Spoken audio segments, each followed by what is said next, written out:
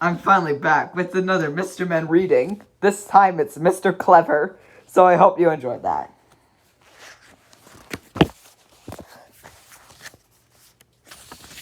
Mr. Clever was quite the cleverest person ever. The cleverest person in the world, and he knew it. Oh, I am so very, very clever, he used to say to himself more often than not. He lived in Cleverland there. As you may know, everybody and everything is as clever as it can be. In Cleverland, clever trees manage to grow apples and oranges at the same time. In Cleverland, clever flowers get up and go for a walk. Clever worms drive around in cars all day.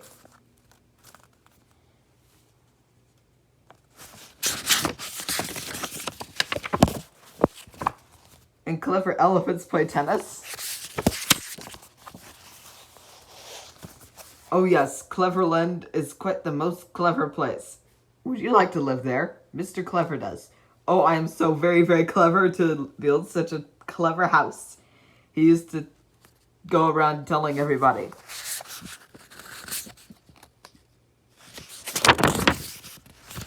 One morning, Mr. Clever was awakened by a special alarm clock.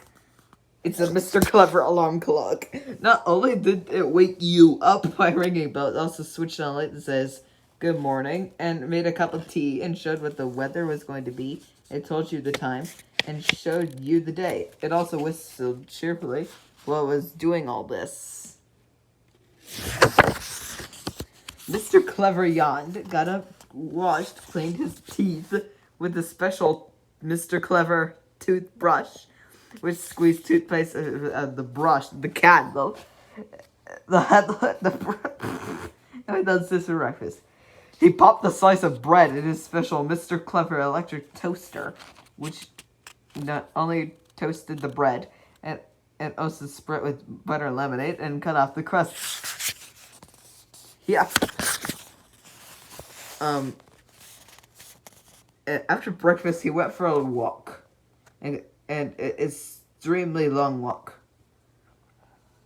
In fact, such a long walk, he walked all the way out of Cleverland, and he didn't know it. He met somebody who was doing a walk. You know who it was? That's right, it's Mr. Happy. Hello, cried Mr. Clever. I'm the cleverest person in the world.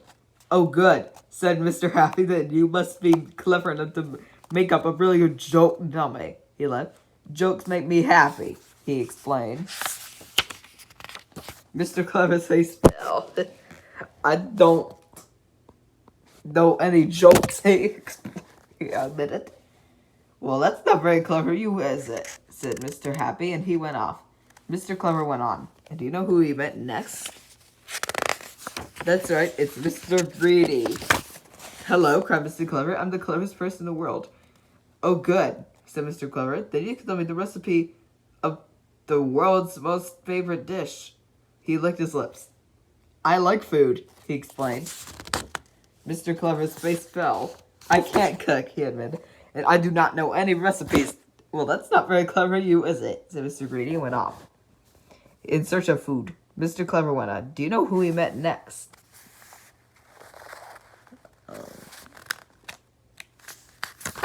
That's right, it's Mr. Forgetful. Yay. Hello, cried Mr. Clever. I'm the cleverest person in the world. Oh, good, said Mr. Forgetful. Then you can tell me what my name is. He smiled apologetically. I've forgotten, he explained. Mr. Clever's face fell for the admitted time. But I don't know your name, he admitted. We only just met. Well, that's not very clever, you ain't it? Said Mr. Forgetful, and he too went off, forgetting to say goodbye. And so it went on all day. Mr. Clever couldn't tell Mr. Sneeze the cure for a cold, and he couldn't tell Mr. Small how he could grow how bigger, and he couldn't tell Mr. Jelly what the secret of being brave was, and he couldn't tell Mr. Topsy-Turvy to talk the wrong way right. I mean the right way round. A not very clever day. Not at all. Not a bit. As by now he wasn't feeling anything like the cleverest person in the world, Mr. Clever decided he'd better go home. He passed a pair of worms who were having a chat. Who's that? asked the one worm. We're here. That, replied the other worm, is Mr. Clever, the cleverest person in the world, on his way over to Cleverland. The first worm thought, he can't be that clever, he replied. He's going the wrong way. So feisty. You bits. Slap it pies. Slap it pies. Slap it pits. Fine.